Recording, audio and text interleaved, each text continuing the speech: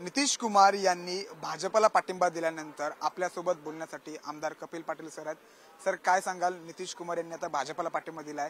एकेकाळी नितीश कुमार यांचा भाजपला विरोध होता, भाजपच्या विरोधात त्यांनी भूमिका मांडल्या होत्या.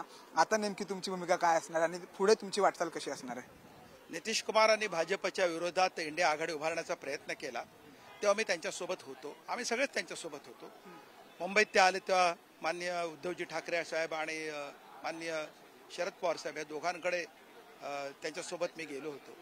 परंतु गेल्या काही दिवसामध्ये नितीश कुमारांनी आपली भूमिका बदलली. अशा वेळेला त्यांना साथ देणं शक्य नाही म्हणून आम्ही त्यांच्यासोबत जायला नकार दिलेला आहे. मीच नाही तर महाराष्ट्रातले सगळे पुरोगामी चळवळीतले कार्यकर्ते, समाजवादी चळवळीतले कार्यकर्ते, डाव्या चळवळीतले कार्यकर्ते अस्वस्थ आहेत. सामाजिक न्यायाच्या क्षेत्रात काम करणारे कार्यकर्ते अस्वस्थ आहेत.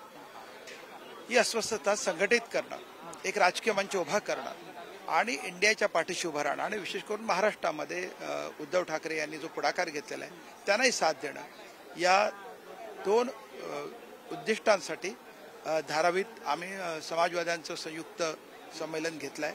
आम्हाला समाजवादी भारत, समाजवादी गणराज्य उभं करायचं आहे आणि त्यासाठी आम्ही संघटित व्हायचा निर्णय घेतलेला आहे. 3 तारखेला माननीय उद्धवजी ठाकरे साहेबांच्या उपस्थितीत सगळ्याच या चळवळीतले कार्यकर्ते मोठ्या संख्येने धारावीच्या मैदानात येतील. जिथे नेचर पार्कच्या समोर मनोहर जोशी कॉलेज आहे बाबूराव मानेंचं, तिथे आम्ही येणार आहोत. सर, काय वाटतं असं की नितीश कुमार यांनी भाजपला साथ दिली? आधी वेगळी भूमिका होती, आता त्यांच्या साथीने त्यांच्यासोबत बसत, का नेमकी त्यांनी आता अशी भूमिका घेतली? तुम्हाला काय वाटतं? ते का बदलले, त्यांनी का भूमिका घेतली याच्यात आम्हाला जाण्याचं कारण नाही. या देशामधल्या फॅसिस्ट शक्तींच्या विरोधात, नथुरामी शक्तींच्या विरोधात जे जे उभे राहतील त्याच्या बाजूने उभं राहिलं पाहिजे. कारण नथुरामी शक्तींना समर्थन देणं प्रत्यक्ष याचा अर्थ मनुस्मृतीचं राज्य आणणं आहे.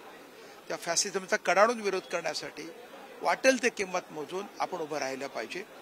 या भूमिकेतून आम्ही असं ठरवलंय की इंडियाच्या सोबत आपण उभं राहायचं आणि म्हणूनच माननीय शरद पवार साहेब आणि माननीय उद्धवजी ठाकरे यांच्या जी आमची चर्चा झाली त्यातून आम्ही पुढे जातो. खूप खूप धन्यवाद सर, साम टीव्हीशी बातचीत केल्याबद्दल. कॅमेरामॅन राकेश सर, मी सूरज मसूरकर, साम टीव्ही, मुंबई. देश विदेशातील प्रत्येक घडामोडींचे लाईव्ह अपडेट मिळवण्यासाठी आता साम टीव्हीच्या सर्व सोशल मीडिया प्लॅटफॉर्मला लाईक, फॉलो आणि सबस्क्राईब करा. तसंच सर्व नोटिफिकेशनसाठी बेल आयकॉन प्रेस करायला विसरू नका.